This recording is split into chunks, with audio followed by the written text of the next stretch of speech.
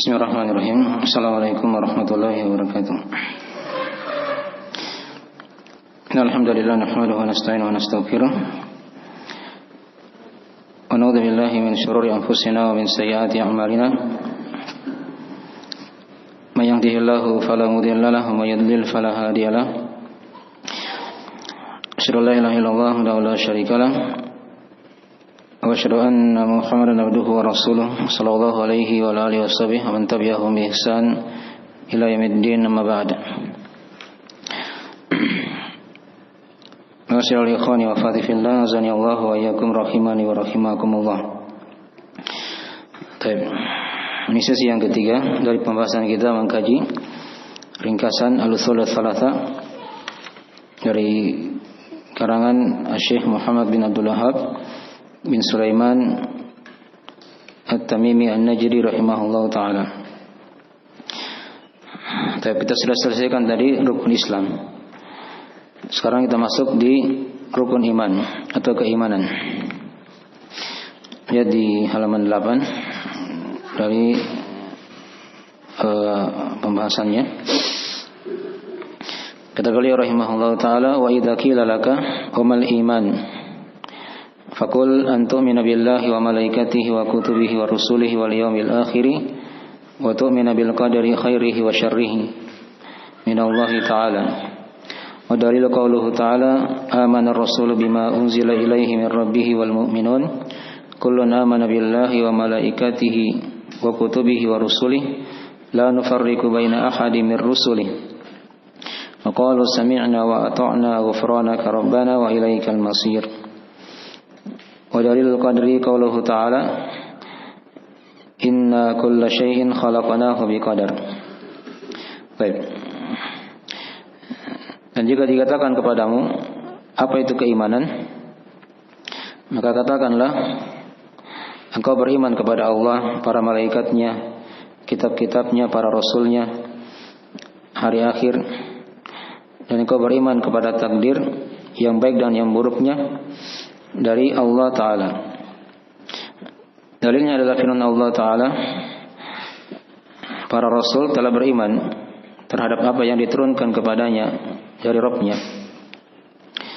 Demikian pula orang-orang yang beriman, setiap dari mereka beriman kepada Allah, ya, para malaikatnya, kitab-kitabnya, para rasulnya, dan mereka berkata, la nufarriqu baina ahadin mir rusuli. Kami tidak membeda-bedakan seorang pun dari para rasulnya. Qalu sami'na wa ata'na ghufranaka rabbana wa ilaikal masir. Dan mereka berkata, kami dengar dan kami taat. Kami harapkan pengampunanmu ya Allah, wahai Rabb kami. Wa ilaikal masir. Dan hanya kepadamu lah tempat kembali. Dan dalil tentang qadar adalah firman Allah Ta'ala, inna kulla syai'in khalaqnahu biqadar. Sungguhnya segala sesuatu kami telah menciptakannya dengan takdir. Baik. Kita akan terangkan di sini yang pertama pembahasan makna keimanan. Ya, apa itu iman secara bahasa dan secara istilah. Ini sudah sering kita lewati, ya. Iman secara bahasa dia bermakna at-tasdiq atau al-iqrar, membenarkan atau mengakui. Adapun secara istilah iman itu adalah apa yang terkumpul padanya 5 perkara. Adanya keyakinan dengan hati, ucapan dengan lisan, amalan dengan anggota tubuh, bertambah dengan ketaatan, dan berkurang dengan kemaksiatan. Ini sudah sering kita lewati, ya. Baik. Dalilnya diterangkan dalam hadis riwayat Al-Bukhari Muslim dari Abu Hurairah, di mana kata Nabi sallallahu alaihi wasallam, al-imanu bid'un wa sab'una syu'bah.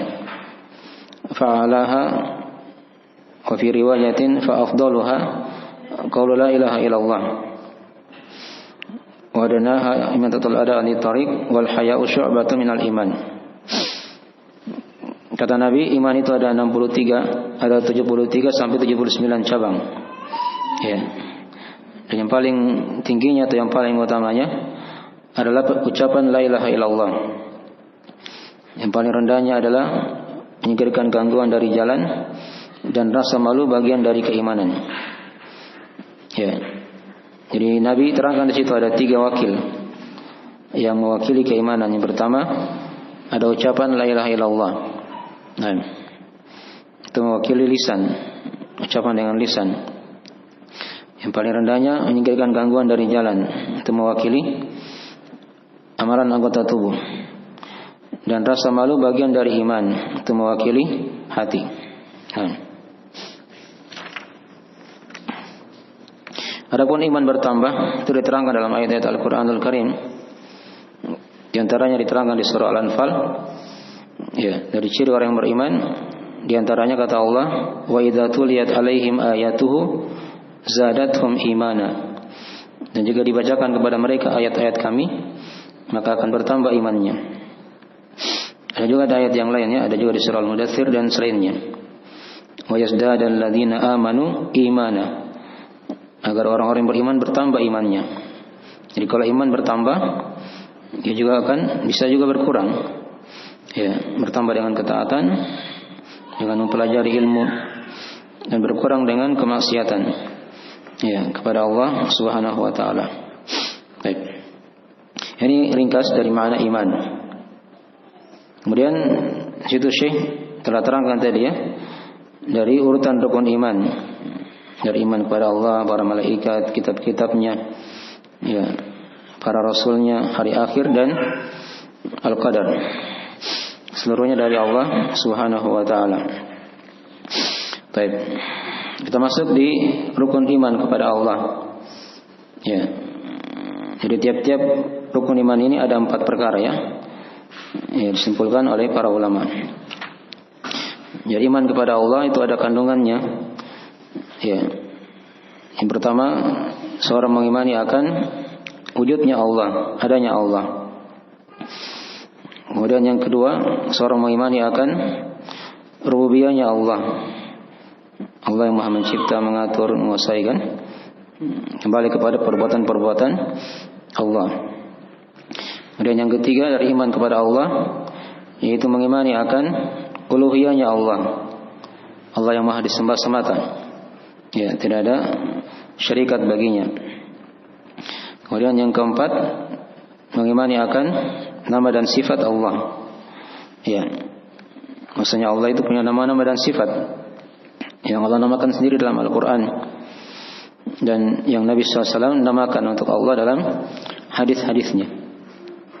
Baik.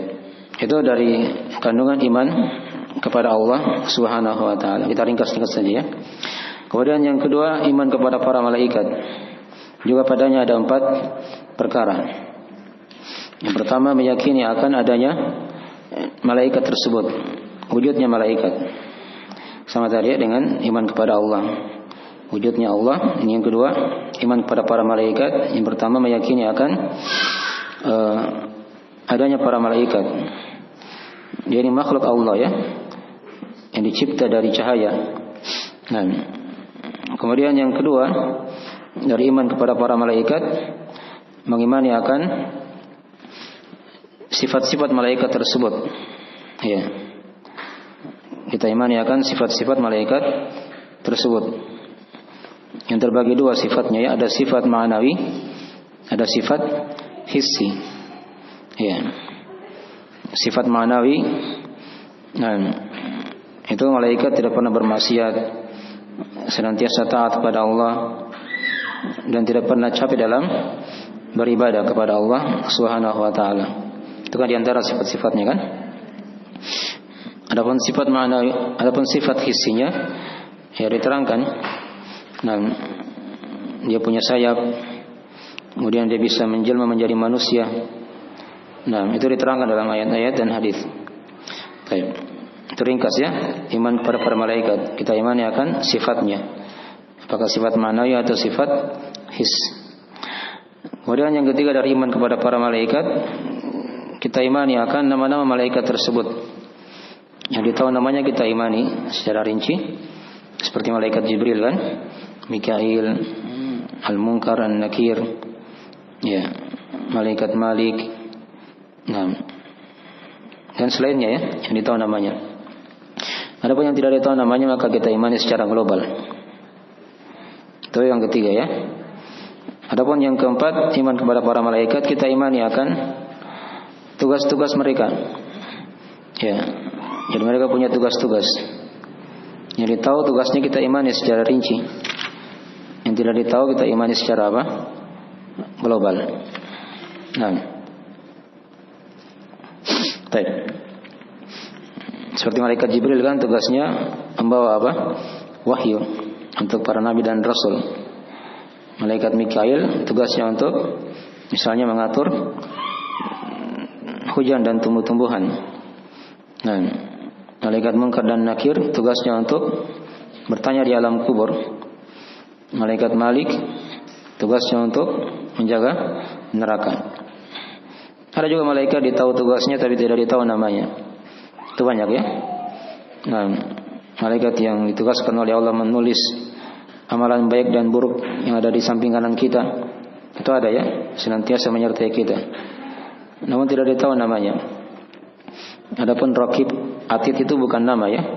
Dia itu sifat dari malaikat itu. Sangat dekat, menyaksikan dan tidak pernah alpa, selalu hadir. Ya. Baik. Jadi di antara dari tugas-tugas para malaikat yang ditahu banyaknya kalau diurus semua dari tugas-tugas mereka. Tapi kita imani secara rinci yang ditahu tugasnya, yang tidak ditahu kita imani secara global. Baik. Kemudian yang ketiga dari iman, rukun iman diterangkan dari sini, iman kepada kitab-kitab Allah. Ya, padanya ada 4 perkara juga. Padanya ada 4 perkara. Baik. Yang pertama kita imani bahwasanya kitab-kitab Allah itu turun dari sisi Allah secara benar. Ya. Turun dari sisi Allah secara benar. Ya, diturunkannya dari Allah Subhanahu wa taala. Seluruh kitab masuk padanya Al-Qur'an atau yang lainnya. Kemudian yang kedua dari iman kepada kitab Allah, itu kita imani apa yang ditahu namanya. Yang tidak ditahu namanya kita imani secara global. Yang ditahu namanya kan itu seperti 5 kitab itu kan. Dari kitab Taurat, Injil, Zabur, Al-Quran, yang ada bentuknya suhuf Ibrahim dan suhuf Musa. Ya. Suhuf Musa itu ada yang mengatakan masuk di Taurat, ada juga yang mengatakan dia tidak masuk. Dia tersendiri. Baik.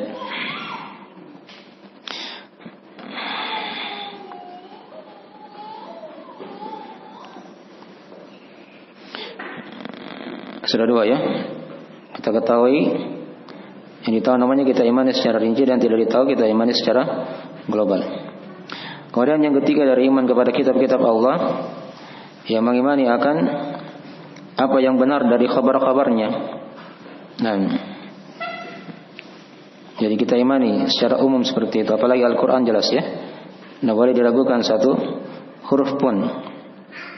Adapun kitab-kitab terdahulu, kabar-kabarnya itu diimani juga sepanjang dia belum dirubah.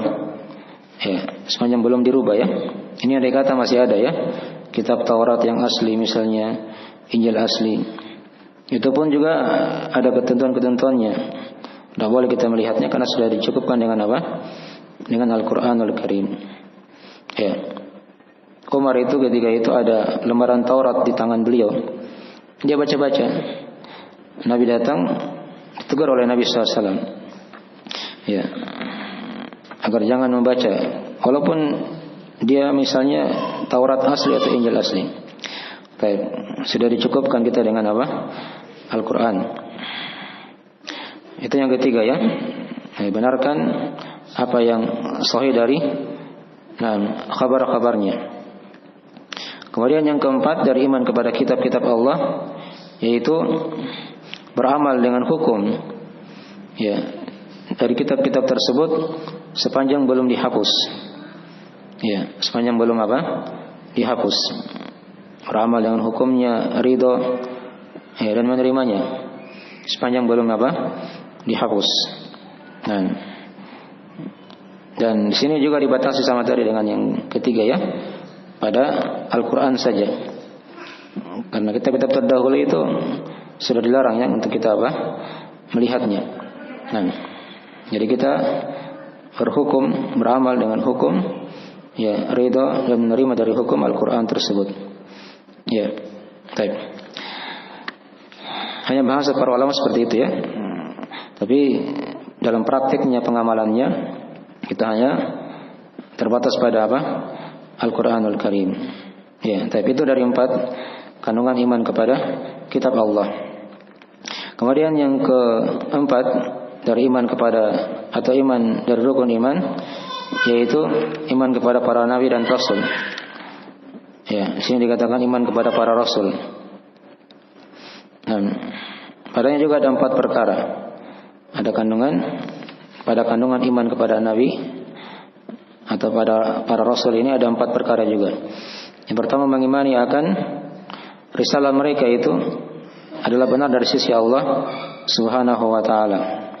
Ya. Risalah mereka adalah benar dari sisi Allah Subhanahu wa taala. Dan kafir kepada para rasul, satu saja dia kafiri misalnya, itu sama hukumnya dengan mengkafiri seluruh rasul. Itu tidak boleh ya. Termasuk pada Nabi Isa alaihissalam, tidak boleh diingkari. Kita harus imani beliau adalah Rasul Allah. Baik. Ini yang pertama, mengimani bahwasanya ajaran mereka, risalah mereka itu benar dari sisi Allah Subhanahu wa taala. Tidak boleh diingkari walaupun satu orang. Kemudian yang kedua dari iman kepada para rasul, yaitu mengimani apa yang ditahu nama-namanya mereka. Ya, apa yang ditahu dari nama-nama mereka kita imani secara rinci. Yang tidak ditahu maka kita imani secara global. Itu kan banyak dalam Al-Quran, ada 25 orang nabi dan rasul ya.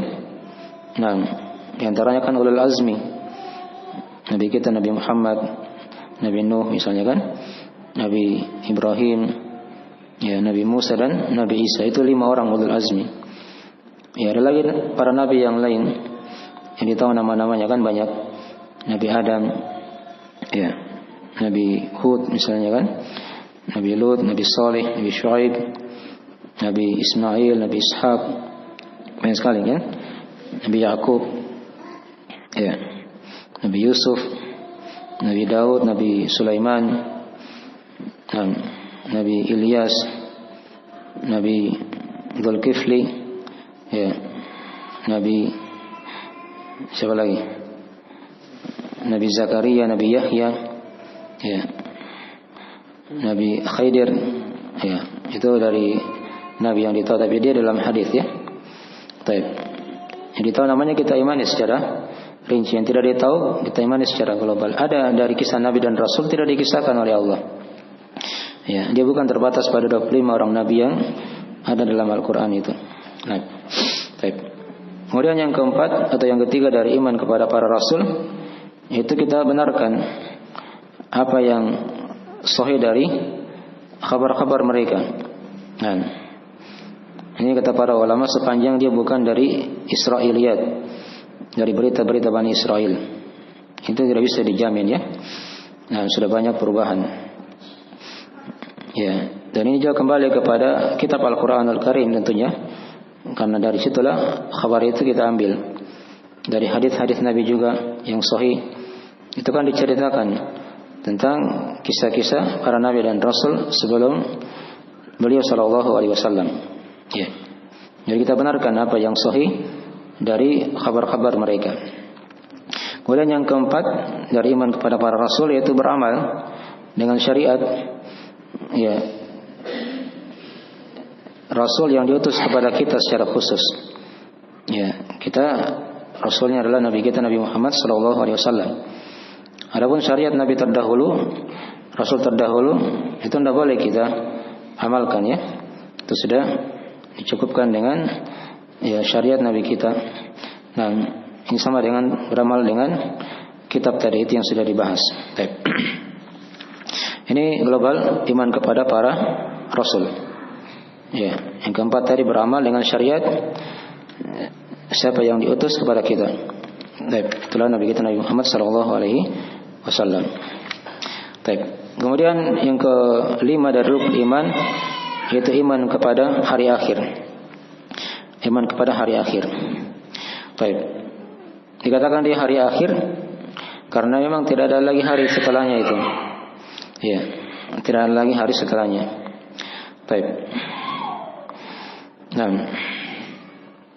Dan iman kepada hari akhir itu ada 4 perkara. Ada 4 perkara juga. Walaupun banyak diterangkan oleh para ulama fase-fasenya ya. Tapi secara global kita genapkan juga 4 agar sama dengan yang lainnya. Yang pertama kan mengimani akan adanya alam kubur. Ya. Dan kehidupan yang ada setelahnya di situ kan. Dari nikmat dan siksa di alam kubur. Ya. Kemudian yang kedua mengimani akan hari kebangkitan. Akan hari kebangkitan dan apa yang terjadi setelahnya. Ya. Jadi setelah dibangkitkan kan manusia dari kuburnya, maka mereka dikumpulkan di padang mahsyar. Itu kan hari kebangkitan semuanya itu. Di antara mereka ada yang berkeringat, matahari didekatkan. Ya, ada yang berkeringat. Dan seterusnya ya diterangkan. Ya, di situ juga ada telaga sehingga mereka bisa minum. Ada orang-orang yang diteduhi dari panas matahari dengan arsy Allah. Ini kan dari hal yang dibahas ya di setelah kebangkitan itu kan. Setelah kebangkitan. Itu pokoknya dia dibangkitkan begitu kan. Setelah itu kan banyak kejadian-kejadian yang dibahas. Ya. Kemudian yang ketiga dari iman kepada hari akhir itu kita mengimani akan hisab. Ya, akan perhitungan amalan. Dan apa yang terjadi setelah itu. Ya, sebelum hisab kan ada syafaat. Itu juga kita imani ya. Syafaatul uzma. Syafaat al-uzma. Hisab perhitungan amalan. Ada timbangan di situ juga. Jelas ya. Itu dari hal-hal yang dibahas setelah hisab. Kemudian di situ manusia akan terbagi-bagi. Ya, ada yang menerima kitabnya dari arah kanannya, ada yang dari arah belakang punggungnya. Dan seterusnya ya dibahas itu. Dirinci di buku-buku akidah ya. Kemudian yang keempat, yang terakhir dari iman kepada hari akhir, itu kita imani tentang masalah surga dan neraka, serta apa yang terjadi sebelum dan setelahnya begitu kan. Sebelum masuk ke surga itu kan seorang melewati as-sirat, jembatan yang dihamparkan oleh Allah di atas neraka Jahannam. Ya, adanya surga dan neraka itu luas ya, pembahasannya dibahas di buku-buku akidah. Tapi ini secara global iman kepada hari akhir, mengimani alam kubur, kebangkitan, hisab, surga dan neraka. Kemudian yang keenam dikatakan di situ oleh Syekh, dan engkau beriman kepada takdir yang baik dan yang buruknya dari Allah Ta'ala. Ya, beriman kepada takdir juga ada 4 perkara yang diimani di situ ya. Yang pertama kita imani bahwasanya Allah mengetahui segala sesuatu yang telah terjadi, yang akan terjadi, yang sedang terjadi sekarang misalnya, bahkan yang mustahil terjadi ditahu oleh Allah walaupun dia tidak terjadi asalnya. Ya, tapi Allah mengetahuinya. Dan Allah mengetahuinya. Baik. Seperti contohnya misalnya orang-orang kafir di hari kiamat, mereka ingin kembali ke dunia. Ini kan mustahil terjadi. Tapi ditahu oleh Allah. Kalau misalnya dia kembali, itu mereka akan kembali ulangi lagi kekafirannya. Dipahami ya? Itu mustahil kan? Tapi Allah tahu. Itu diterangkan dalam ayat-ayat Al-Quranul Karim. Baik. Ya. Jadi ini yang pertama dari iman kepada takdir. Kita mengimani bahwasanya Allah Subhanahu wa taala mengetahui segala sesuatu. Ya, tidak ada yang tersembunyi untuk Allah, yang telah lalu, yang akan datang, yang sekarang, walaupun yang mustahil terjadi, andai kata dia terjadi, ditahu oleh Allah. Kemudian yang kedua dari iman kepada takdir, yaitu mengimani akan penulisan amalan atau penulisan takdir itu di Lauhul Mahfuz.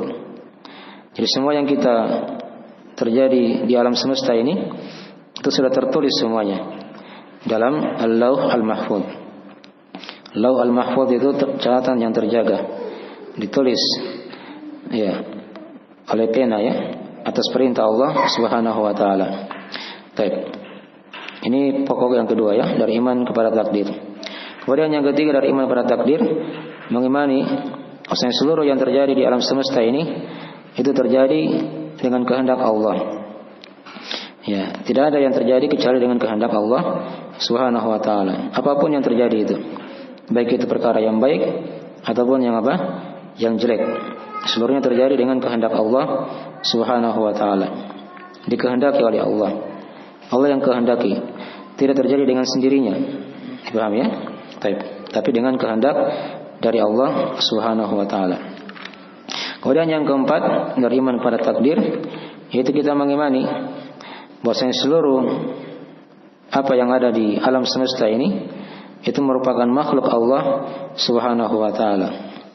Seluruhnya makhluk ya, tunduk ya pada ketentuan dan takdir Allah Subhanahu wa taala. Baik, ini secara global dari rukun iman kepada takdir.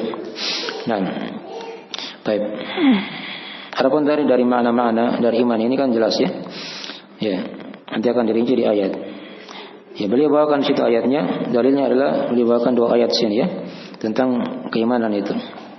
Nah, ada di surah Al-Baqarah ayat 285. Yang kedua ada di surah Al-Qamar ayat 49. Ya, tentang iman kepada takdir tadi itu. Nah, amana rasul bima unzila ilaihi min rabbih wal mu'minun. Ya, para rasul telah beriman pada apa yang diturunkan kepada mereka. Demikian pula orang-orang yang beriman. Di sini rasul maksudnya nabi kita ya. Pakai alif lam di situ telah diketahui rasulnya. Ya, yang diturunkan kepadanya itu adalah Al-Qur'an. Min rabbih wal mu'minun. Di sini orang-orang yang beriman yaitu para sahabat.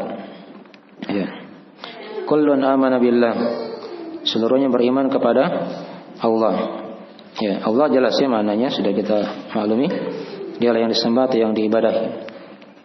Mungkin pula para malaikatnya. Malaika itu jamak dari kata malak. Ya. Jamak dari kata apa? Malak. Ini jamaknya ya, malaika. Kemudian kutub wa kutubi. Ini jamak juga dari kata kitab. Ya, wa rusul jamak dari kata rasul. Baik. Kemudian ya, dikatakan situ la nufarriqu baina ahadin mir rusuli. Jadi sudah berapa rukun iman ini? Iman kepada Allah, malaikat, kitab, para rasul. Ya. Kemudian dikatakan situ dari perkataan para sahabat, ya, kami tidak membeda-bedakan seorang pun dari para rasul. Dan aqalu sami'na wa ata'na. Dan kami berkata, kami dengar dan kami taat. Ya, kami harapkan pengampunan-Mu ya Allah. Wa ilaikal masir. Ini rukun iman yang kelima ya. Wa ilaikal masir yaitu hanya kepadamu tempat kembali, itu kan gambaran akan hari kiamat. Jadi ayat ini ada 5 rukun iman. Ada 5 rukun iman. Baik. Kemudian yang keenam tadi dikatakan inna kulla syai'in khalaqnahu biqadar. Ya, tadi sudah diterangkan ya.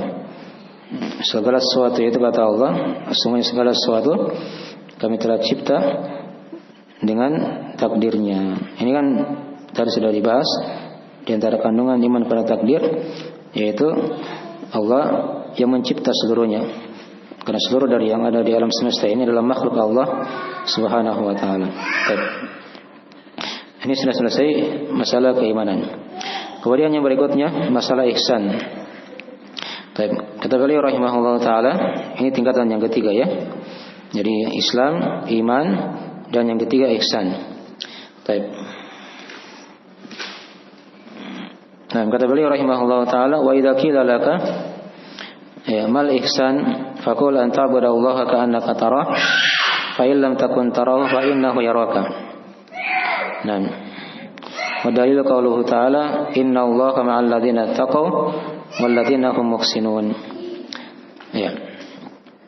Dan jika dikatakan kepadamu ya, apa itu ihsan?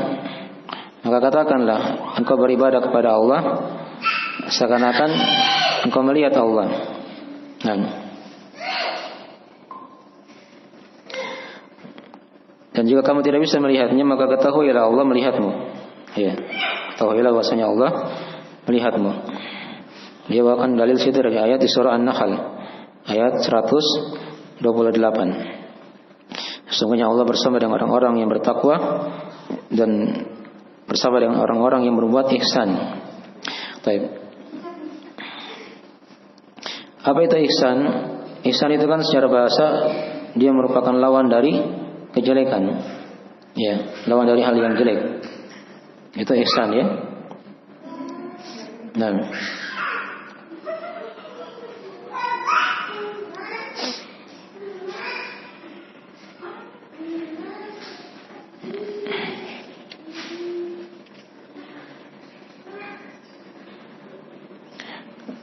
Adapun secara istilah ihsan itu terbagi dua kata para ulama. Ada ihsan kepada makhluk dan ada ihsan kepada Allah Subhanahu wa taala. Ya. Ihsan kepada Allah yang diterangkan tadi oleh Syekh di situ ya. Yaitu engkau beribadah kepada Allah seakan-akan engkau melihat Allah. Ya. Kalau tidak mampu maka ketahuilah bahwasanya Allah melihatmu. Nah. Adapun ihsan kepada makhluk itu banyak bentuknya. Apakah dengan ilmunya atau dengan hartanya atau dengan tenaganya misalnya kan? Ya, intinya dia berbuat baik, dia berbuat kebaikan. Baik. Ya. Dia jaga hak-haknya dan seterusnya ya.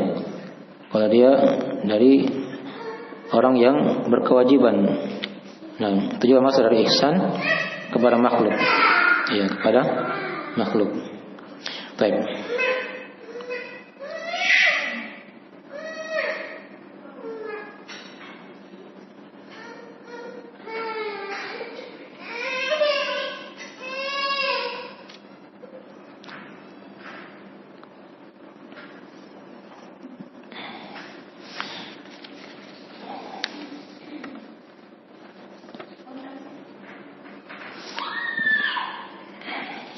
Tapi ini ihsan ya, sudah diterangkan tadi definisinya dan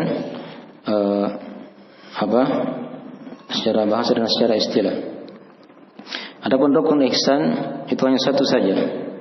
Jadi kalau rukun iman ada berapa tadi? Ada 6. Ada rukun Islam ada berapa? Ada 5. Ya. Dan kalau ihsan satu rukunnya tapi dia ada 2 derajat. Ada 2 derajat di situ. Itu Syekh terangkan juga di buku Salatul Usul ya. Ruknun wahidun. Ya. Rukunnya hanya satu saja.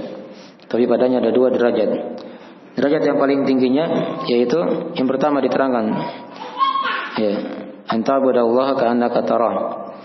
Kau beribadah kepada Allah seakan-akan kau melihatnya. Nah, jadi dia beribadah seakan-akan melihat Allah. Bukan dia lihat langsung ya. Tapi seakan-akan dia melihat. Karena di dunia ini seorang tidak bisa melihat Allah dengan keadaan terjaga. Itu diterangkan dalam hadis ya. Kata Nabi SAW, ta'allamu annakum lan taru rabbakum hatta tamutu. Ketahuilah bahwasanya kalian tidak bisa melihat Rabb kalian sampai kalian mati. Jadi di dunia tidak bisa kita melihat Allah. Tapi di hari kiamat kalau seorang sudah mati, itu ada kemungkinan dia melihat. Dan itu sudah diterangkan di ayat-ayat. Ya, Allah akan dilihat di padang mahsyar, dilihat di surga juga. Dipahami ya? Baik. Tapi sepanjang di dunia, maka cukup dia beribadah itu seakan-akan dia melihat Allah. Dan ini derajat yang paling tingginya dia hadirkan dari derajat ihsan ini. Dan kalau tidak mampu seperti itu, ya dia belum mampu, maka dia yakin saja yang kedua, derajat yang di bawahnya. Fa illam takun tarahu fa innahu yaraka. Kalau tidak mampu seakan-akan tadi melihat Allah, maka yakin saja Allah melihatmu. Allah melihatmu. Nah, itu yang paling minimalnya begitu. Ya, yang paling minimalnya. Baik. Jadi yang pertama tadi itu dikatakan juga oleh para ulama, dia derajat musyahadah. Ya, derajat menyaksikan begitu. Ya, dia beribadah seakan-akan melihat Allah. Ini derajat yang paling tinggi dari agama ya, ihsan ini. Nah, kalau yang kedua tadi itu dia namanya derajat ya, nah, al-muqarabah. Ya, dia yaitu muraqabah. Jadi ada derajat musyahadah yang pertama tadi, yang kedua derajat muraqabah. Ya, muraqabah, kedekatan begitu. Nah, jadi dua-duanya sebenarnya tingkatan yang terbaik dalam agama ya. Nah, dan ini tidak dimampui oleh kebanyakan orang. Nah, tidak dimampui oleh kebanyakan orang. Jadi kalau dia Islam dari kaum muslimin itu kan banyak ya. Naik ke iman itu tidak sebanyak dari muslim tadi itu. Sudah mulai tersaring orang-orangnya. Ya. Nah, naik ke ihsan itu semakin sedikit lagi dari hamba-hamba Allah Subhanahu wa taala yang sampai ke situ. Jelasin ya. Baik. Jadi seperti itu ya. Nah, ini secara ringkas dari tingkatan agama. Baik, beliau bawakan situ dalilnya adalah ayat di surah An-Nahl tadi ya, ayat 128. Ini penjelasan tentang keutamaan ihsan. Ya, dan tingginya derajat ihsan itu. Innallaha ma'al ladzina taqaw. Sesungguhnya Allah bersama dengan orang-orang yang bertakwa dan bersama dengan orang-orang yang berbuat ihsan. Kebersamaan di sini kebersamaan khusus ya. Ya. Jadi mereka selain dilihat, disaksikan oleh Allah, nah didengar, dan juga padanya ada makna-makna, mereka senantiasa ditolong, dikuatkan oleh Allah Subhanahu wa taala. Ya, ini dua golongan ya. Yang bertakwa dan yang berbuat apa? Ihsan. Baik. Berikutnya kita masuk di masalah yang terakhir di rukun atau dari pondasi kedua ini. Kata beliau rahimahullah taala, ini masalah hukum mengingkari hari kebangkitan. Ya, hukum masalah mengingkari hari kebangkitan. Jadi paham tadi ya, kalau dikatakan tadi Allah bersama, itu bukan berarti Allah bergabung ya dengan makhluknya, enggak. Tetap Allah tinggi di atas arsy-Nya, tapi Allah itu apa? Kuatkan hamba itu. Ini kebersamaan khusus, dibantu dia, ditolong, senantiasa ditolong oleh Allah Subhanahu wa taala. Baik. Kemudian masalah yang terakhir di sini tentang masalah hukum mengingkari hari kebangkitan. Kata beliau rahimahullah taala, wa idza qila laka munkirul ba'tsi kafirun faqul na'am. Wa dalilu qauluhu ta'ala za'ama alladziina kafaru alla yub'atsu. Qul bala wa rabbi la tub'atsunna tsumma la tunabba'unna bima 'amiltum wa dzalika 'ala Allahi yasir. Dan jika dikatakan kepadamu, ya, apakah mengingkari hari kebangkitan itu kafir? Katakanlah iya. Ya. Beliau bacakan dalil di situ. Dalilnya adalah firman Allah Taala, "Za'ama alladziina kafaru alla yub'atsun." Orang-orang yang kafir langsung dicap oleh Allah ya. Orang-orang yang kafir itu menyangka mereka tidak akan dibangkitkan. Katakanlah wahai Muhammad, "Qul bala wa rabbi." Bahkan demi Rabbku, la tub'atsunna. Kalian sungguh pasti akan dibangkitkan. Ya. Tsumma la tunabba'unna bima 'amiltum. Kemudian kalian akan diberitakan pada apa yang kalian telah amalkan. Wa dzalika 'ala Allahi yasir. Dan perkara itu adalah hal yang sangat mudah untuk Allah Subhanahu wa taala. Baik, di sini ada satu masalah yang kita ingin tekankan di sini ya. Di sini kenapa Syekh mengulangi lagi ya, pembahasan masalah hari kebangkitan. Kalau tadi kan sudah kita bahas ya. Hari kebangkitan ini kan dia masuk di rukun iman yang keberapa? Kelima kan? Iya. Di antara ada pokok keimanan situ kan mengimani akan hari kebangkitan. Kenapa Syekh ulangi lagi di sini padahal dia masuk di rukun iman? Iya. Nah, itu dengan dua jawabannya diterangkan oleh para ulama. Jawaban yang pertama, karena beliau ingin membantah orang-orang di masa beliau ketika itu. Ya, yang mengingkari hari kebangkitan. Yang mengingkari hari kebangkitan. Nah, jadi ada di masa beliau dahulu ya orang-orang yang mengingkari hari berbangkit. Ya. Mereka keyakinannya kalau sudah mati selesai perkara. Ya, tidak ada lagi yang diurus. Padahal masih ada alam kubur, masih ada hari berbangkit. Dipahami ya? Baik. Kemudian jawaban yang kedua, nah, kenapa Syekh di sini ikutkan masalah hari kebangkitan? Kalau dia sudah dibahas di rukun iman, nah, karena beliau mengikuti urutan pembahasan hadis Jibril itu kan, yang panjang itu kan. Ya kalau kita baca hadis Jibril ada di Salatul Rasul ya, di buku beliau yang agak panjang itu kan ada urutannya di situ. Jibril kan masuk di tengah para sahabat ketika itu menyamar menjadi manusia. Awalnya kan beliau tanya sama Nabi kan, apa itu Islam? Nabi terangkan rukun Islam yang 5 kan. Kemudian yang kedua, Jibril tanya lagi, apa itu iman? Nabi terangkan 6 rukun iman. Yang ketiga, Jibril tanya lagi tentang ihsan. Nabi terangkan apa itu ihsan, sudah diterangkan tadi. Ya. Yang keempat, Jibril tanya tentang hari kiamat. Tentang hari apa? Kiamat. Padahal dia sudah terjadi kan? Sudah dibahas di rukun iman yang kelima tadi. Tapi Jibril ulangi lagi di situ. Ya.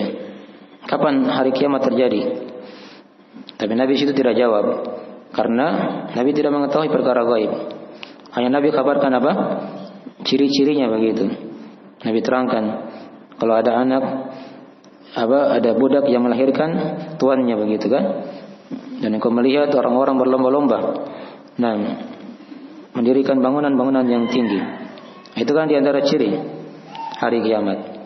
Nah, itu urutan hadis Jibril seperti itu ya, hadis Umar itu dari kisah Jibril yang datang bertanya. Itu 2 jawaban ya diterangkan oleh para ulama dalam masalah ini. Baik. Ini selesai sudah pembahasan pondasi yang kedua. Dan yang berapa sekarang? Baik, yang 5 ya. Kita bahas insyaallah sampai maghrib. Kita selesaikan saja.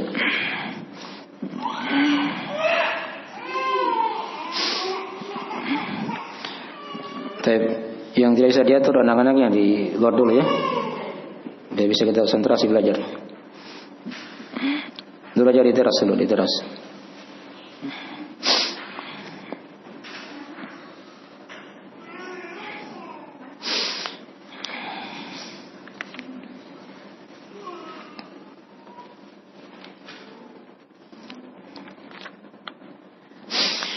Sekarang kita masuk di pondasi yang ketiga. Di halaman 10 ya, ini tidak banyak ya. Hanya sekitaran 1,5 lembar saja. Kalau tadi rukun pondasi yang kedua itu banyak. Sekitaran berapa tadi itu? 2,5 ya. Ini insya Allah lebih ringan. Baik.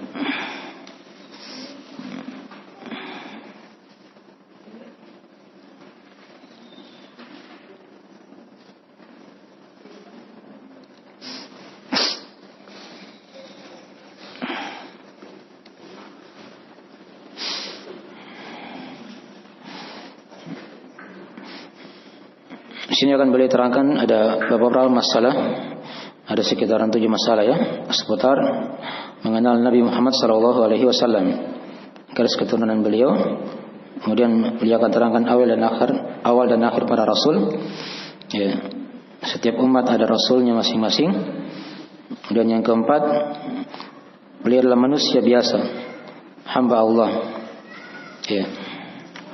Kemudian yang kelima diterangkan umur dan kenabian beliau. Yang keenam, setiap kaum itu atau diterangkan sikap kaum beliau terhadap dakwah. Dan yang ketujuh akan diterangkan negeri beliau dan beberapa hak-hak beliau sallallahu alaihi wasallam. Baik, ini 7 masalah tapi ringkas ya. Dia tidak terlalu panjang. Ya. Nah. Baik, kita baca dari orang beliau rahimahullahu taala. Kata beliau, "Idza qila laka man nabiyyuk?" Fakul Muhammadun ibnu Abdullah ibnu Abdul Muttalib ibnu Hashim wa Hashimun ya min Quraisyin, wa Quraisyun min Kinanata, wa Kinanatu min al-Arab, wal Arabu min dzurriyyati Ismaila, wa Ismailu min Ibrahima al-Khalil, wa Ibrahimu min Nuhin, wa Nuhun min Adama, wa Adamu min Turab.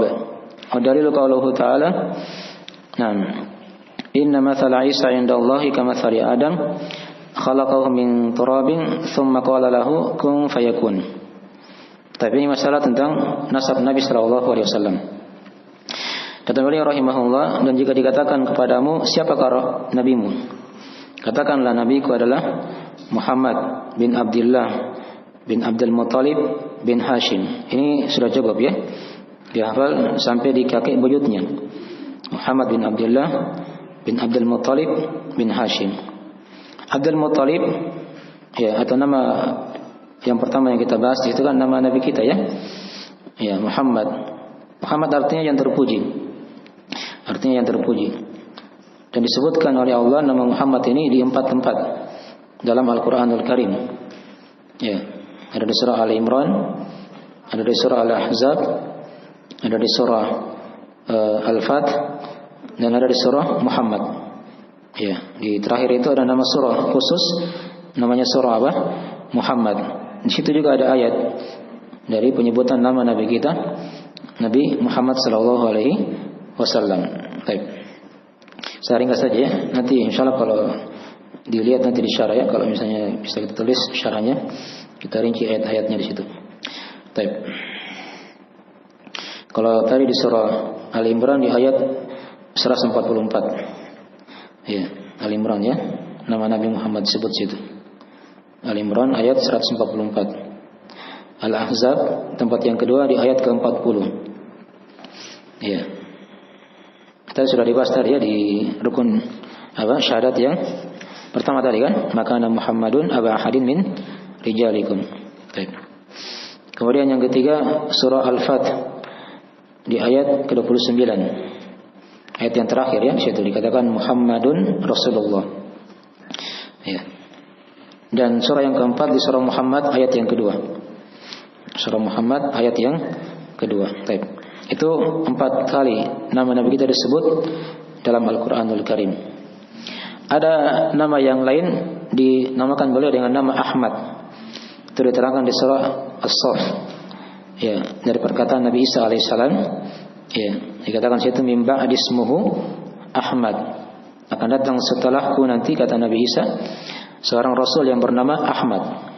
Itu juga nama Nabi kita, Nabi Muhammad sallallahu alaihi wasallam. Baik. Itu diterangkan di surah As-Saff ayat ke-6.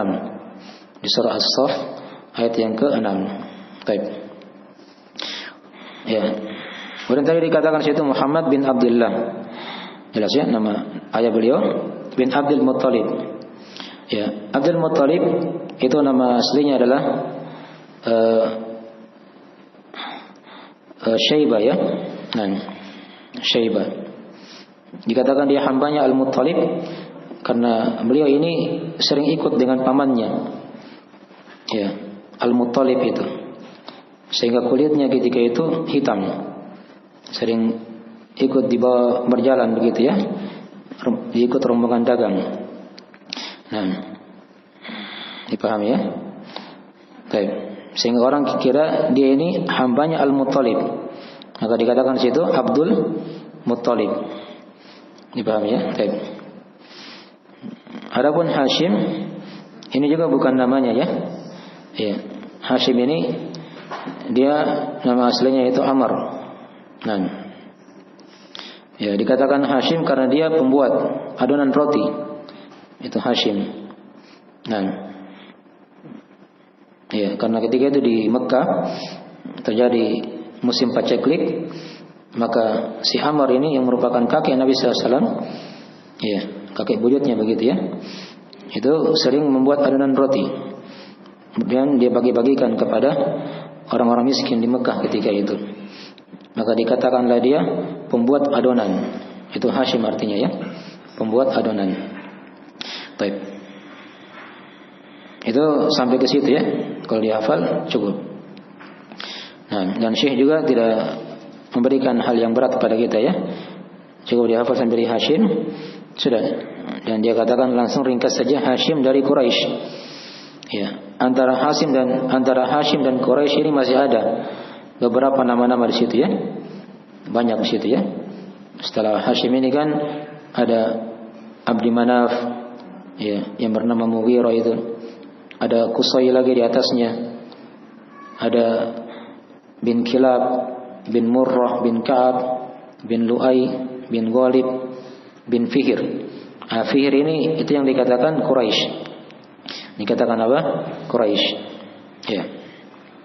Nah, dan Quraisy kata beliau dari Kinana. Ya, antara Quraisy dengan Kinana juga ada beberapa orang di situ. Masih ada bin Malik, bin Nadhr, baru bin Kinana. Dipaham ya? Jadi boleh ringkas saja nih. Ringkas. Ya, sampai di Kinana, situ masih ada lagi setelahnya di atas. Ya, bin Khuzaimah, bin Mudrika, ya, bin Ilyas, bin Mudar, bin Nazar, ya, bin Ma'ad, bin Adnan. Nah, sampai di Adnan, ini sudah anak Nabi siapa? Nabi Ismail. Ya. Jadi itu nasab Nabi SAW. Kalau mau disebut semua panjang ya. Tapi itu bukan kewajiban. Yang untuk hafal minimal sampai di sini, di Hashim saja.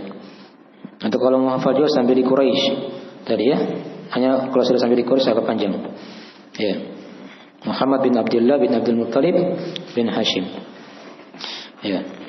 Setelahnya itu kan ada Abdi Manaf, ya, ada Qusay, ada Kilab, Murrah, Ka'ab, Lu'ay, bin Ghalib, bin Fihr, bin Malik, bin Nadhr, bin Kinana, ya, bin Khuzaimah, bin Mudrika, dan bin Ilyas, bin Mudar, bin Nazar, bin Ma'ad, bin Adnan.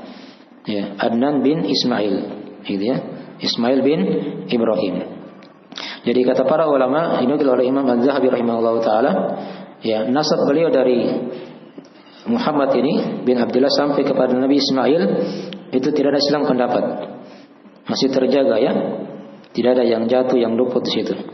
Disepakati oleh para ulama, ya, nasab sampai ke Nabi Ibrahim itu jelas. Ya. Dipahami ya? Itu nasab Nabi kita, Nabi Muhammad sallallahu alaihi wasallam. Nah, baik. Tapi tidak perlu dihafal semua ya. Syekh hanya terangkan di sini sampai di Hashim saja.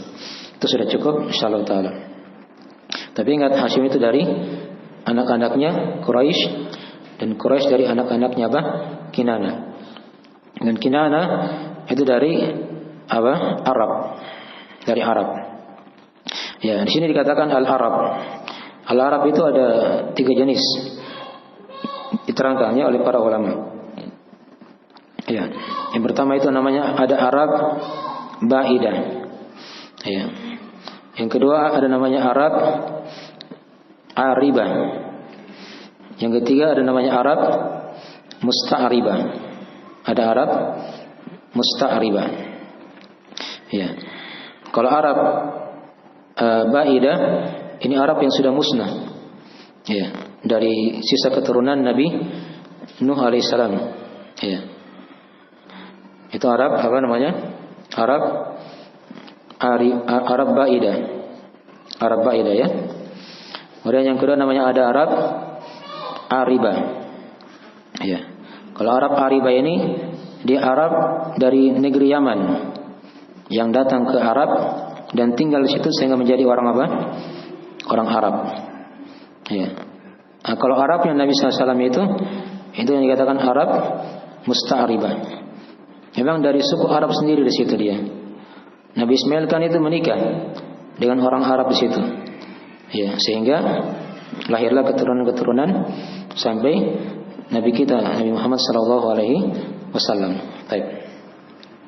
Itu diterangkannya di ringkasan tentang masalah jenis-jenis Arab. Baik. Jadi nasab beliau dari Nabi Ibrahim kepada Nabi Nuh itu ada silang pendapat di situ ya para ulama. Sudah tidak bisa lagi dilacak. Ini ada yang mengatakan antara Nabi Ibrahim sama Nabi Nuh itu katanya 7 orang. Ada yang mengatakan tidak, 9 orang. Ya. ada selang pendapat di situ ya. Sudah ada perselisihan. Bahkan ada yang mengatakan sampai 15 orang di situ.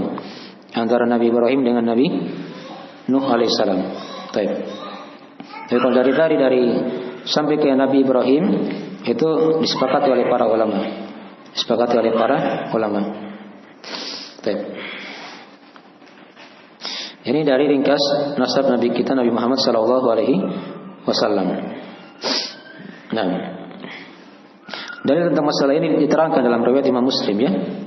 Ya, di mana kata Nabi sallallahu alaihi wasallam, "Inna Allah astafa Kinanata min waladi Ismail, wastafa Quraisyan min Kinana, wastafa min Quraisy Bani Hashim, wastafani min Bani Hashim."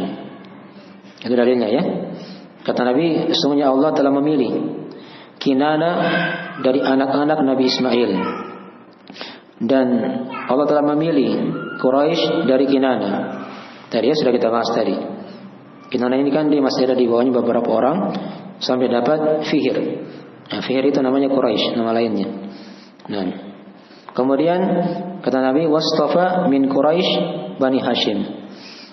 Kemudian Allah memilih juga, ya dipilih lagi dari Quraisy itu dari anak-anak Fihr tadi itu Quraisy ada apa? Hashim. Dan wastafani min Bani Hashim. Dan Nabi katakan, ya Allah memilihku dari Bani Hashim. Jelas ini ya? Baik. Mungkin dari ringkasan dalil tentang nasab Nabi sallallahu alaihi wasallam. Dan beliau kata para ulama adalah nasab yang paling mulia, yang termulia dari yang paling mulia. Nah, dan memang dipilih memang oleh Allah Subhanahu wa taala. Nasab yang termulia dari orang-orang yang paling mulia. Ya, beliau bukan lahir dari hasil hubungan yang tidak jelas, dari pernikahan. Nah, yang syah ketika itu ya. Baik. Ya, ini dari sebagian penjelasan tentang nasab Nabi kita Nabi Muhammad sallallahu alaihi wasallam. Baik. Jadi tadi sudah diterangkan situ ya sampai ke Arab. Dan Arab ini kata beliau dari keturunan Nabi Ismail, jelas ya. Tapi tadi Arab apa namanya? Arab Musta'ribah. Ya. Dan Nabi Ismail dari Nabi Ibrahim, jelas. Al-Khalil. Al-Khalil gelar ya, atau Nabi Ibrahim alaihissalam. Kecintaan Allah Subhanahu wa taala. Itu ada dua orang nabi yang digelari Al-Khalil. Nabi Ibrahim dan Nabi kita Nabi Muhammad sallallahu alaihi wasallam. Dan Ibrahim dari Nabi Nuh, yang tadi Islam pendapat ya. Dan Nuh dari Nabi Adam. Nah, dan Adam dari tanah. Ayat yang beliau bawakan di situ ini bukan dalil tentang nasab Nabi SAW ya. Ini tentang asal penciptaan Nabi Adam alaihissalam. Baik, inna mathala Isa indallahi kamathali Adam. Sesungguhnya permisalan Isa ya di sisi Allah seperti permisalan Nabi Adam. Ya, di sini maksudnya sama dari sisi sama-sama keduanya tidak punya ayah. Ya, itu maksudnya permisalan Nabi Isa sama dengan Nabi siapa? Nabi Adam. Bukan sama persis ya. Ada sisi kesamaan saja. Sama-sama berasal dari apa? Wanita begitu. Afan bukan ya? Kita ganti. Sama-sama berasal dia dari sesuatu yang tidak punya ayah. Ya, Nabi Isa kan dimaklumi kan? Beliau hanya punya apa? Punya ibu, yaitu Maryam. Adapun Nabi Adam ini dia tidak punya ayah, tidak punya ibu. Ya, tapi dari sisi kesamaan itu tadi. Ya, Nabi Isa sama dengan Nabi Adam, supaya jangan sampai salah paham. Itu maksudnya sama-sama tidak punya apa? Ayah. Ya. Baik, jelas itu ya. Baik. Jadi kalau Nabi Isa alaihissalam lahir dari ibu saja. Kalau Nabi Adam tidak ada ayah, tidak ada apa? Ibu. Kalau Hawa dicipta dari apa? Dari Adam, tulang rusuknya kan, dari laki-laki. Baik. Adapun yang lainnya dari manusia itu ada ayah, ada ibunya. Baik. Jelas ini ya. Khalaqahu min turabin tsumma qala lahu kun fayakun. Allah cipta dia dari tanah, kemudian Allah berfirman kun fayakun. Terjadilah maka terjadilah Nabi Adam alaihissalam. Baik, jelas ini ya. Baik, sekarang kita masuk di masalah yang kedua. Selesai sudah masalah garis keturunan Nabi sallallahu alaihi wasallam. Masalah yang kedua kata beliau rahimahullahu taala, "Idza qila laka man awwalur rusul, faqul awwaluhum Nuhun wa akhiruhum Muhammadun sallallahu alaihi wasallam. Wa dalilu qauluhu ta'ala inna auhayna ilaika kama auhayna ila Nuhin wan nabiyina min ba'di." Dan jika dikatakan kepadamu siapakah awal para rasul, maka katakanlah awal rasul itu adalah Nuh. Akhir mereka adalah Muhammad sallallahu alaihi wasallam. Dalilnya beliau bacakan situ ayat di surah An-Nisa ayat 163. Dan sesungguhnya kami kata Allah telah mewahyukan kepadamu wahai Muhammad sebagaimana kami telah wahyukan pada Nabi Nuh dan para nabi setelahnya. Baik, di sini sebut dua nabi saja, yaitu Nabi Nuh dan Nabi siapa? Nabi Muhammad. Ini awal para rasul, Nabi Nuh. Adapun akhirnya adalah Nabi kita Nabi Muhammad sallallahu alaihi wasallam. Ya, kenapa bukan Nabi Adam alaihissalam? Ya, Adam itu beliau nabi saja, bukan rasul ya. Nah, di sini juga dibahas oleh para ulama perbedaan antara nabi dan rasul. Ya, ada kesamaan, ada perbedaan. Kesamaannya kan sama-sama menerima apa? Wahyu dari Allah kan. Nabi, rasul sama. Sama-sama juga diperintah untuk menyampaikan. Ya, hanya bedanya itu diterangkan oleh para ulama dari sisi kaumnya. Dari sisi apa? Kaumnya. Kalau Nabi itu kebanyakan kaumnya itu sudah sepakat dengan beliau. Nabi Adam kan punya punya istri dan punya apa? Anak-anak. Itu Nabi Adam. Ini sudah sepakat. Walaupun ada dosa dan maksiat yang dilakukan oleh anak-anak Nabi Adam itu kan, dibunuh saudaranya itu kan bukan kesyirikan. Ya, tapi dia tetap terjaga begitu kan dari agama Islam secara umum yang sudah dibahas. Baik. Nanti tiba di masa Nabi Nuh alaihissalam, setelah berlalu 10 generasi, baru Allah utus Nabi Nuh alaihissalam. Di sinilah terjadi kesyirikan. Terjadi apa kesyirikan? Allah utus Nabi Nuh. Nah, baik. Nah, itulah yang dikatakan Rasul pertama. Karena dimaklumi ya, dikisah-kisahkan yang sudah kita baca, Nabi Nuh itu kaumnya itu kafir kepada Allah. Yang selamatkan hanya yang naik di perahu saja. Yang lainnya itu kan tenggelam, dibinasakan oleh Allah Subhanahu wa taala. Baik. Itu Rasul yang pertama Nabi Nuh. Jadi Nabi Nuh itu nabi dan sekaligus apa? Rasul. Tapi kalau Nabi kita, beliau penutup nabi dan sekaligus penutup apa? Rasul. Ini kan sudah kita lihat ayat tadi ya. Syahadat Muhammad Rasulullah wa khataman nabiyyin. Beliau penutup para nabi dan sekaligus penutup para rasul. Baik. Jadi kalau nabi sudah tutup, maka rasul juga otomatis akan tertutup karena seorang tidak bisa menjadi apa? Rasul kalau dia tidak melewati jenjang kenabian. Baik. Jelasin ya. Nah. Ya, baik. Adapun Nabi Nuh alaihissalam, beliau dikatakan awal rasul. Ya, itu diterangkan ya dalam hadis. Ya. Nah, di riwayat Imam Ibnu Hibban, tatkala ditanya di situ, su'ila an Adam, anabiyyun huwa? Ya, Nabi ditanya tentang Nabi Adam alaihissalam. Ya, kata Nabi, na'am. Nabiyyun mukallam. Beliau adalah nabi yang diajak bicara oleh Allah. Nah, beliau tidak katakan rasul.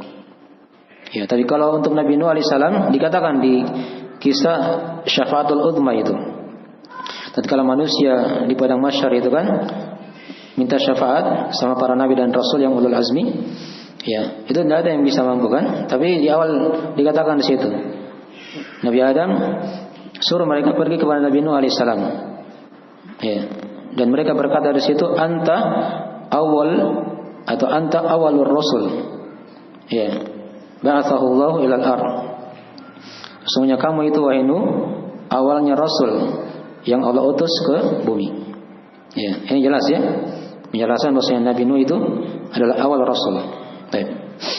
Awalu rasul atau awalur rusul. Ya. Baik. Dari kisah Syafaatul Udma dari riwayat Ibnu Hibban tadi. Dan ya, tapi segera jelas ya. Jadi ayat sudah kita bahas tadi. Di situ disebutkan dua orang nabi, Nabi Nuh dan Nabi Muhammad SAW. Ini selesai sudah pembahasan yang kedua. Kemudian yang ketiga, kata beliau rahimahullah taala, ini masalah setiap umat ada rasul untuk mereka masing-masing. Wa idza qila laka bainahum rusul faqul na'am. Wa dalilu qauluhu ta'ala wa laqad ba'atsna fi kulli ummatin rasulah an i'budullaha wajtanibut taghut. Nah, dan jika dikatakan kepadamu, apakah di antara mereka itu ada para rasul? Ya, antara umat-umat maksudnya. Maka kata Syekh, iya. Dalilnya adalah firman Allah Ta'ala, dan sungguh pasti kami telah mengutus pada setiap umat seorang rasul. Isinya sama semuanya kan? Rasul itu memerintah manusia untuk beribadah hanya kepada Allah, mentauhidkan Allah, dan menjauhi taghut, segala yang disembah selain Allah Subhanahu wa taala. Baik. Di sini umat dikatakan tadi walaqad ba'atsna fi kulli ummatin rasulah. Ini umat maksudnya di sini sekelompok dari manusia. Sekelompok dari apa? Dari manusia. Walaupun makna umat itu banyak ya, ada 4 makna diterangkan dalam Al-Qur'an. Ya, kadang dia bermakna waktu, kadang bermakna panutan, gitu ya. Itu dari makna umat. Nah. Baik. Ada lagi makna yang keempat. Ya, dalam masalah ini ada 4 makna ya diterangkan oleh Allah dalam Al-Qur'an. Baik. Jadi di sini apa kaitan masalah yang ketiga ini dengan masalah ma'rifatu Nabi, mengenal Nabi Muhammad SAW ini? Jelas ya? Karena di tiap umat itu kan ada rasulnya. Nah, kita umat Islam ada apa? Rasul. Itu Nabi kita Nabi Muhammad SAW. Kalau tadi masalah yang kedua kan jelas. Nabi itu kan akhir Nabi dan Rasul. Itu kan yang berkaitan dengan pengenalan kita kepada Nabi Muhammad SAW. Tapi sekarang masalah yang keempat. Baik.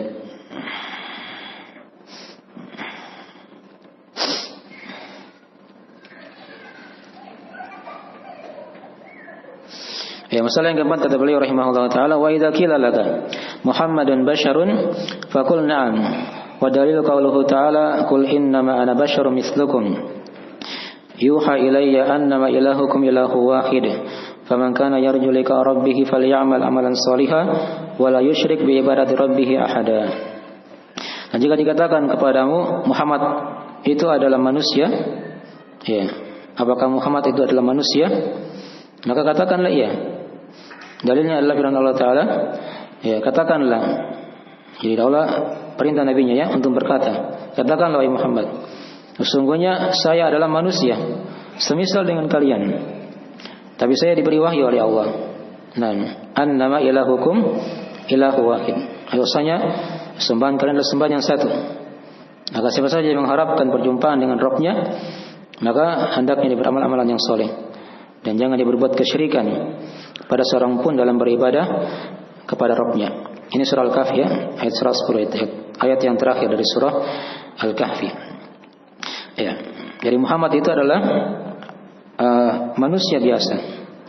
Ini beliau bawakan di sini ada maksud juga ya, diterangkan oleh para ulama sebagai bantahan dari orang-orang yang hidup di masanya ketika itu ya. Ya, yang berlebihan pada Nabi sallallahu alaihi wasallam. Ya, meminta sama Nabi ketika Nabi sudah meninggal begitu ya. Ya, dia minta rezeki, minta panjang umur dan seterusnya. Itu dari hal yang diharamkan.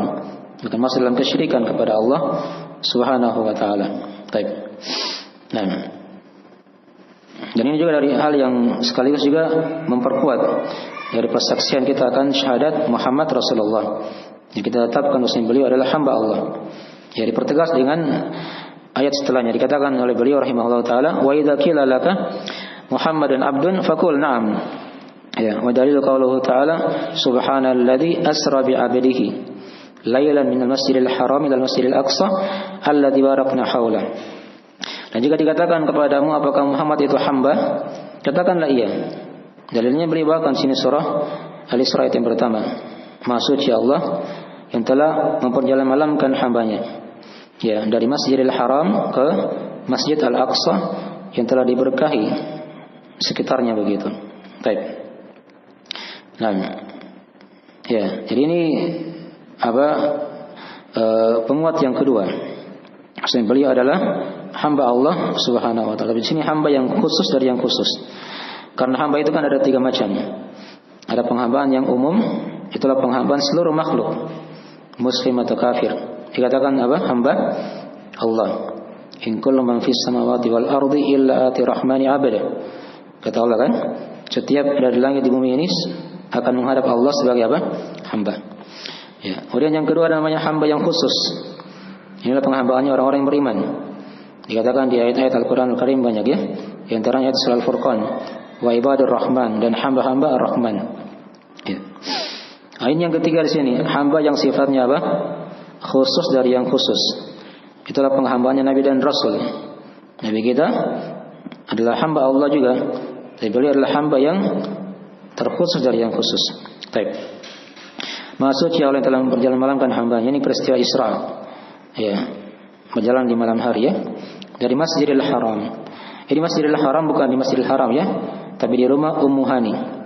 Di rumah Ummu Hani. Ya, dan rumah Ummu Hani masuk dari wilayah Al-Haram. Ya, Makki ketika itu. Jelas ya? Jadi seluruh tanah haram Mekah itu dikatakan apa? Al-Masjidil Haram. Jadi sama, ya salat di situ juga sama, pahalanya 100.000 kali lipat. Baik. Jadi ketika masjidnya diperluas, walaupun seluas apapun, tetap dapat pahala di situ semuanya. Ya, dipahami ya?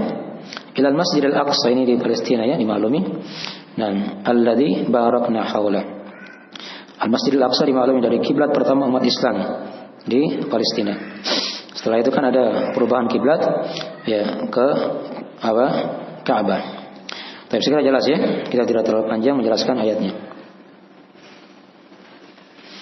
Baik, ada tadi ayat juga yang pertama di surah Al-Kahfi tadi, banyak di situ faedah sebenarnya, tapi tidak kita uraikan karena kita meringkas pembahasan. Cukup kita ambil hal-hal yang berkaitan dengan pembahasan saja. Nah,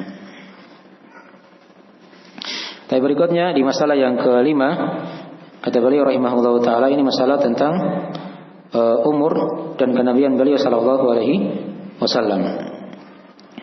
Ya. Jadi Nabi kan tadi dikatakan sebagai hamba itu, ini diantara tempatnya ya, ketika di peristiwa apa? Isra Mi'raj. Nah, ini peristiwa yang paling tinggi ini. Tidak ada Nabi dan Rasul yang bisa seperti ini. Tapi disifatkan beliau sebagai apa? Hamba. Menunjukkan sifat yang paling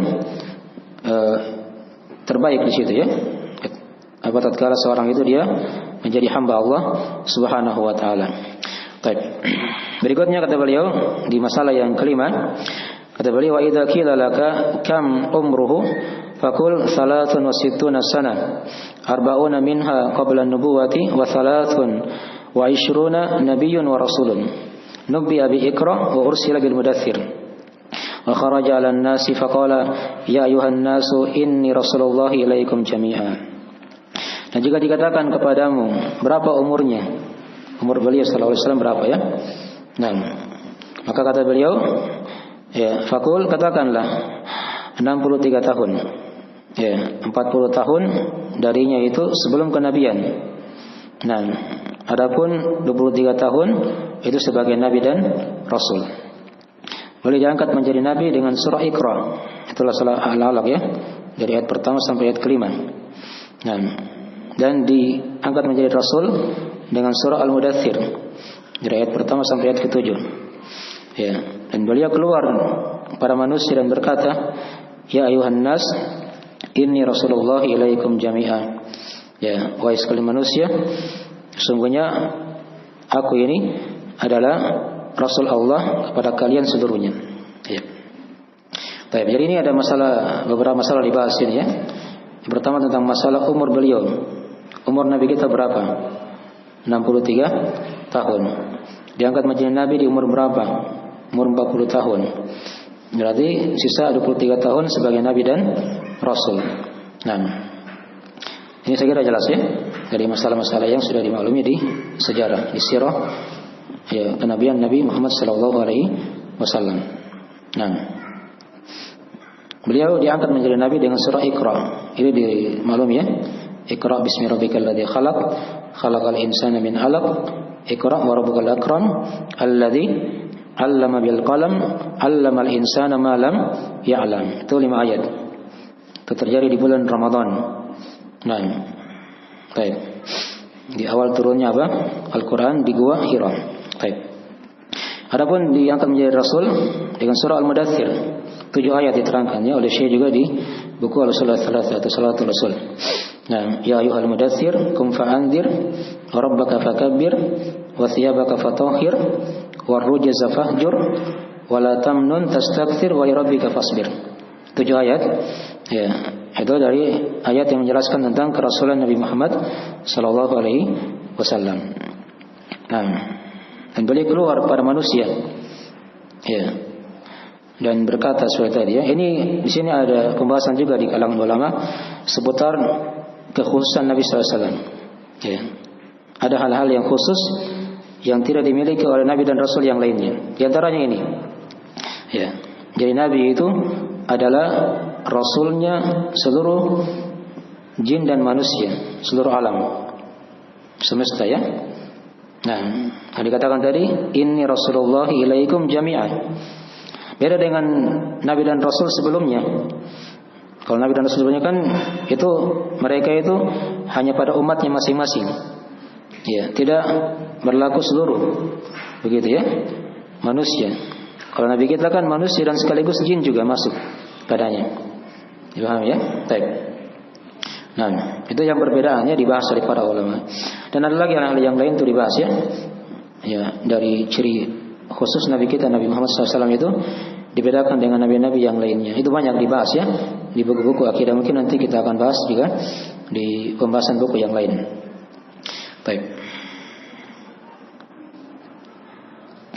Ya, berikutnya di masalah yang ke-6 kata beliau rahimahullahu taala sikap kaum beliau ini masalah ke-6 tentang sikap kaum beliau terhadap dakwah. Kata beliau rahimahullahu taala fakadzabuhu ya wa'aduhu atau wa'adauhu nah wa taraduhu wa qalu sahirun kadzdzab fanzalallahu alaihi wa in kuntum fi raibin mimma nazzalna ala abdina fa'tu bi suratin min mithlihi wad'u syuhada'akum min dunillahi in kuntum shadiqin.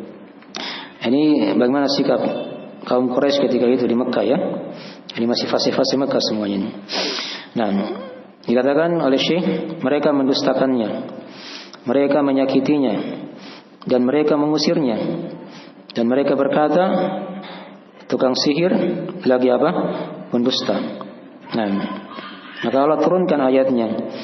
Jika kalian ragu pada apa yang diturunkan kepada hamba kami, maka datangkanlah satu surah saja yang mirip dengan Al-Quran dan panggillah para saksi-saksi kalian ya, selain Allah jika kalian jujur. Jika kalian apa? Jujur. Baik. Ini diceritakan kepada kita ya bagaimana dari sirah Nabi SAW secara ringkas. Setelah beliau diangkat menjadi Nabi dan Rasul. Beliau dulunya itu digelari Al-Amin, yang dipercaya. Tapi berubah keadaan ketika beliau ya mengajak mereka untuk beribadah kepada Allah semata dan meninggalkan penyembahan kepada berhala. Jelas ya? Nah, sehingga digelarilah tukang sihir lagi apa? Pendusta. Di ayat yang lain kadang beliau dikatakan juga orang gila. Ya, dikatakan apa? Orang gila. Jadi gelar-gelar seperti ini sudah dari masa dahulu ya. Nah, jadi kalau kita sekarang misalnya anggaplah digelar dengan hal-hal yang tidak bagus, ya oleh orang-orang jahil, itu sudah dimaklumi dari cara syaitan untuk memalingkan orang-orang dari jalan Allah Subhanahu wa taala. Baik. Nah, ini kalau mau dibahas juga luas ya. Dari gangguan ini tampak ketika paman beliau Abu Thalib sudah wafat. Ya, sudah meninggal ya.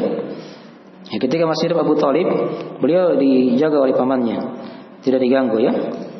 Tapi ketika Abu Thalib telah meninggal, telah wafat, maka disitulah mulai ada gangguan dari kaum kafir Quraisy sampai Allah memerintah nabinya untuk berhijrah ke Madinah. Berhijrah ke Madinah. Ya, dan gangguan di sini kata para ulama ada dua macam. Ya, ada gangguan fisik dan ada gangguan apa? Lisan. Lisan tadi itu ya dikatakan tukang sihir, dikatakan pendusta, dikatakan orang gila. Ya, ini dari masa dahulu kala sudah ada seperti itu ya. Nabi Nuh juga kan digelari oleh kaumnya apa? Orang gila. Masa dia bikin perahu di gunung? Jadi kaumnya bilang ini orang gila ini. Ya, tidak ada lautan dia bikin perahu di gunung. Ya. Terus begitu berlalu masa Nabi dan Rasul, ya, sampai kepada Nabi kita Nabi Muhammad sallallahu alaihi wasallam. Baik. Ya, gangguan yang kedua kadang dia berubah apa? Fisik. Ini banyak ya, kita lihat. Ya, yang antaranya Nabi ketika lagi sujud di Ka'bah, ya, datanglah ya salah seorang petolan Quraisy ketika itu. Dia lemparkan apa? Kotoran ya di punggung beliau sallallahu alaihi wasallam. Nah, tapi beliau tidak di situ apa? Tidak sampai menyimpan kemarahan ya dan dendam. Justru yang marah itu Fatimah.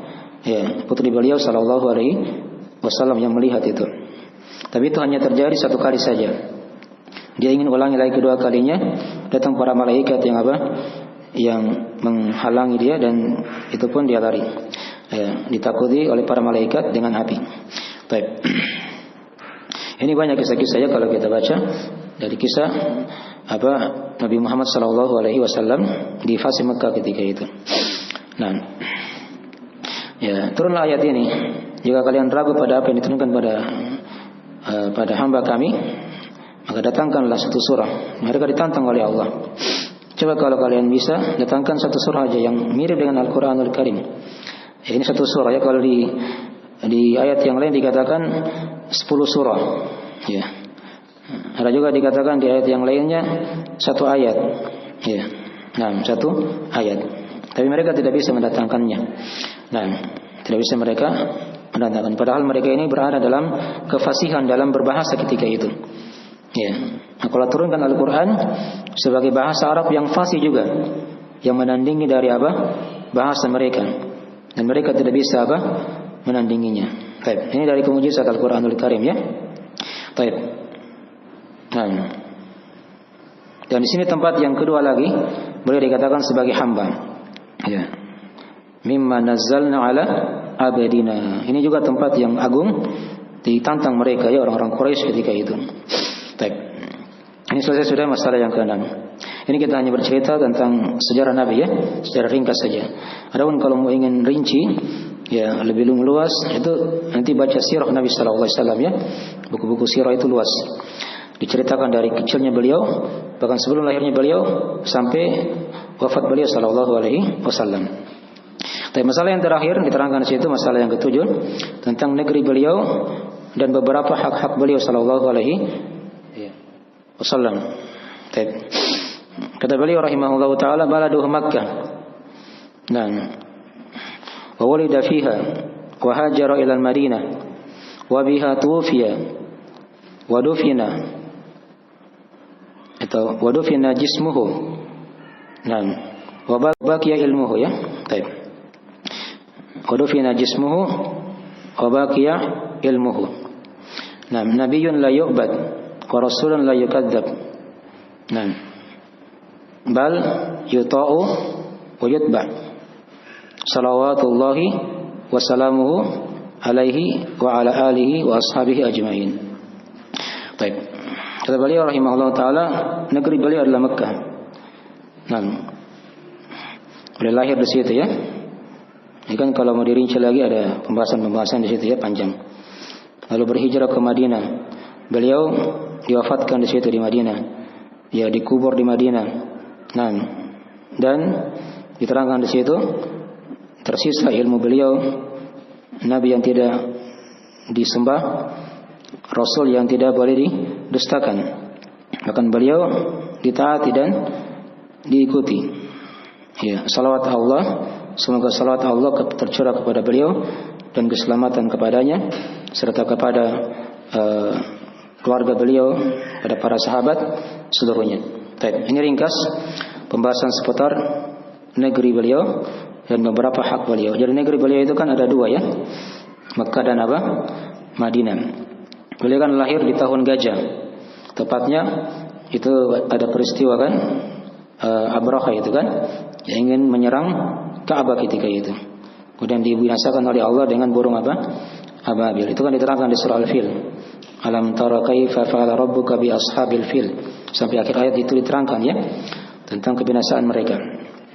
Itu lahir di situ Nabi SAW di tahun gajah. Nah, dilahirkan di situ ya di Mekah. Beliau lahir dalam keadaan sudah yatim. Ya, ayah beliau meninggal dalam kandungan. Nabi masih dikandung, ayah sudah apa? Sudah meninggal. Kemudian ibu beliau Aminah itu wafat ketika Nabi sudah berusia berapa tahun? 6 tahun ya. Nah, beliau disusui oleh Halimah ya, As-Sa'diyah. Orang Arab itu misalnya kalau anak-anaknya lahir mereka bawa ke desa. Ya, disusui oleh orang-orang desa di situ. Di antaranya dari ibu susu beliau adalah Halimah As-Sa'diyah. Nah, tinggal di sana sampai beberapa tahun baru dikembalikan kepada ibu beliau. Nah, kalau dikisahkan di sirah itu ya beberapa tahunnya, ada yang bilang 4 tahun, ada juga yang mengatakan selainnya. Baik. Jadi setelah wafat ibu beliau, Nabi dipelihara oleh siapa? Oleh kakek beliau, yaitu Abdul Muttalib tadi ya, Syaibah. Tapi tidak lama lagi setelah itu wafat juga kakeknya di umur 8 tahun. Setelah itu Nabi dipelihara oleh Abu Thalib sampai dewasa. Sampai beliau juga ya menjadi Nabi dan Rasul, tetap dijaga ya oleh Abu Thalib ini. Tapi sayangnya Abu Thalib beliau tidak masuk ke dalam Islam, tetap memilih agama Abdul Muttalib, agama ayahnya, dan meninggal di atas kekafiran. Ya, naudzubillah. Baik. Oke, dari ringkas, setelah beliau diganggu, ya usikan kaum Quraisy sudah semakin parah, maka perintah Nabi-Nya untuk berhijrah. Ya, hijrah itu kan secara bahasa bermakna at-tark, meninggalkan. Ya, adapun secara istilah hijrah itu kan ada 2 macam. Ada hijrah secara umum, ada hijrah secara khusus. Ya, di sini maksudnya hijrah ini hijrah secara khusus ya. Itu yang dimaksud kalau ada lafaz hijrah ya. Berpindah dari negeri kafir ke negeri Islam. Itu namanya hijrah secara khusus. Ada hijrah yang secara umum, ya, itu yang dikenal dari orang-orang sekarang. Ya, dia hijrah kan dari misalnya teman-teman yang jelek ke teman-teman yang yang baik. Dari kebiasaan yang jelek kepada kebiasaan yang baik. Itu namanya hijrah juga. Tapi itu hijrah yang sifatnya Yang sifatnya umum. Kalau hijrah yang dimaksud di sini adalah yang bermakna khusus. Berpindah dari negeri kafir ke negeri Islam. Baik. Dulunya Mekah itu negeri kafir ya dulunya.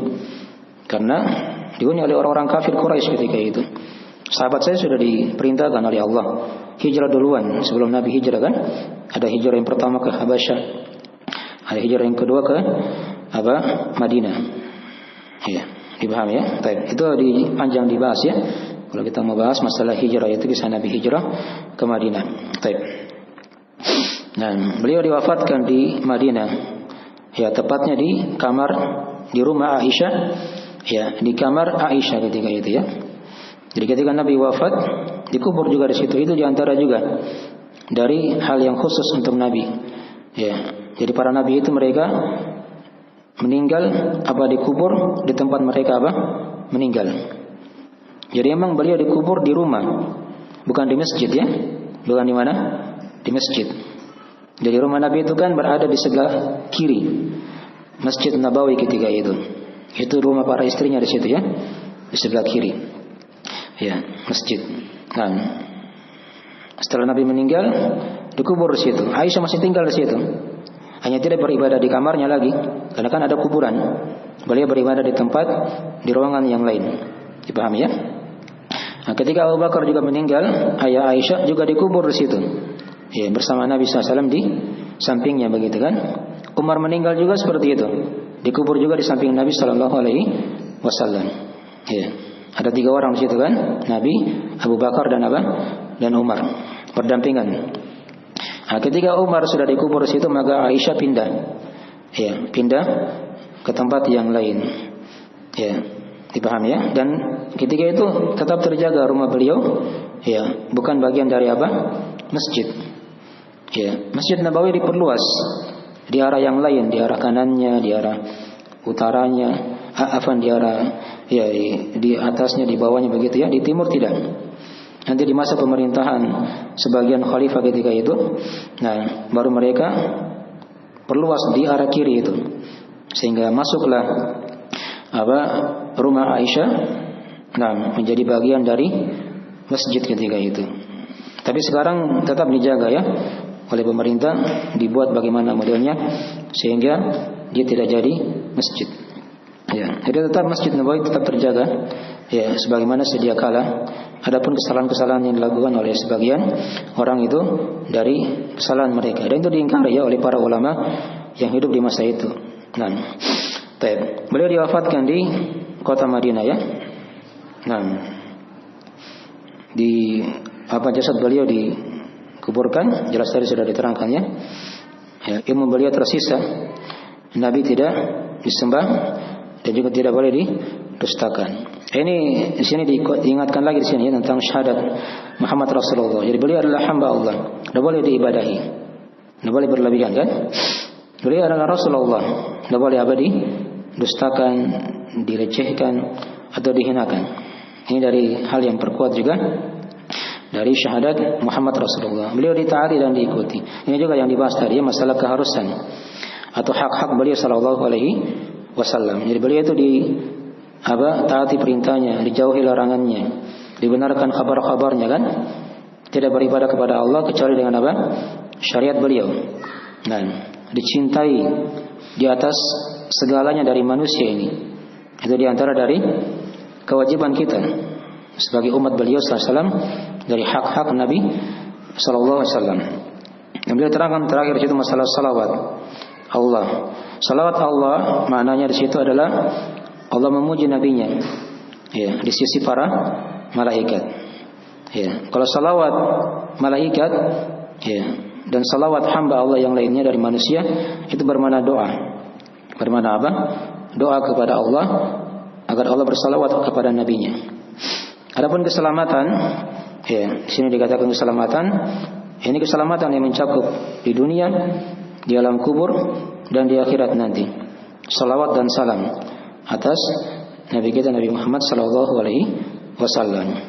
Ya, mungkin sekarang ada yang bertanya, kalau dunia kan sudah tidak ada lagi beliau, apakah masih tetap diberi salam juga, didoakan keselamatan? Tetap diberikan doa keselamatan karena beliau di kuburan agar Allah jaga jasadnya. Ya, di hari kiamat juga seperti itu masih berlanjut. Ya, doa keselamatan atas beliau sallallahu alaihi wasallam. Wa ala alihi, keluarga beliau. Ini ada pembahasan sebenarnya ya panjang di masalah ahli bait. Di antara keluarga beliau kan istri-istri beliau dan anak-anak beliau serta cucu beliau. Nah, ini kalau mau dibahas juga panjang ya. Baik. Ya. Sahabat juga banyak pembahasan di situ. Yang jelas sahabat itu adalah 3 kriterianya kan. Yaitu siapa yang beriman pada Nabi, kemudian dia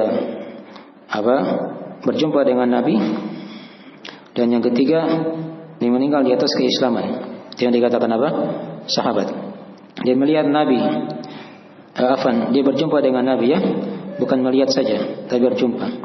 Masuk padanya orang buta, ya, berjumpa sudah dikatakan sahabat. Kemudian dia beriman dan meninggal di atas keislaman. Itu diantara dari pembahasan seputar masalah sahabat. Dan itu ada pembahasan-pembahasannya di buku-buku akidah yang lain seputar masalah sahabat Nabi, keluarga Nabi itu, ahlul bait dan seterusnya. Segera itu dari sebagian pembahasannya dari al-usul tsalatsa ini, dan alhamdulillah kita sudah selesaikan walaupun secara ringkas. Ini hanya ringkas ya.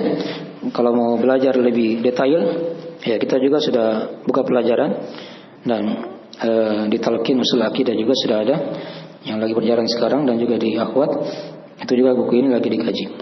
Hanya dia dikaji secara privat ya, detail rinci. Ini hanya kita bahas ringkas saja ya. Pembahasan ini hanya pembahasan ringkas, dan yang kita harapkan ada gambaran-gambaran seputar masalah 3 pondasi agama ini sebagai bekal-bekal kita dalam menjawab pertanyaan di alam kubur.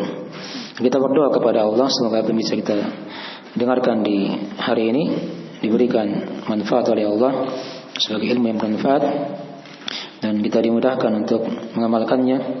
Dan yang paling pokoknya karena dia berkaitan dengan pembahasan alam kubur, juga dan kita harapkan semoga kita dikuatkan oleh Allah di sakaratul maut, dan tatkala kita ditanya oleh malaikat munkar dan nakir, dan tatkala yang paling agungnya juga ketika kita berdiri di depan Allah Subhanahu wa taala. Itu juga ada ilmu yang lain seputar masalah kaidah-kaidah seputar tauhid dan kesyirikan.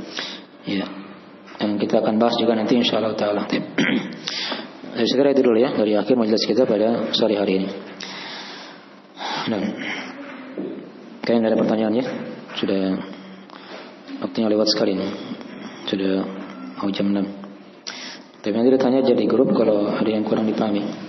Baik, kita akhiri majelisnya. Dan jika ada kekurangan mohon dimaafkan. Subhanakallahumma bihamdik, asyhadu an la ilaha illa anta, astaghfiruka wa atubu ilaik. Wassalamualaikum warahmatullahi wabarakatuh.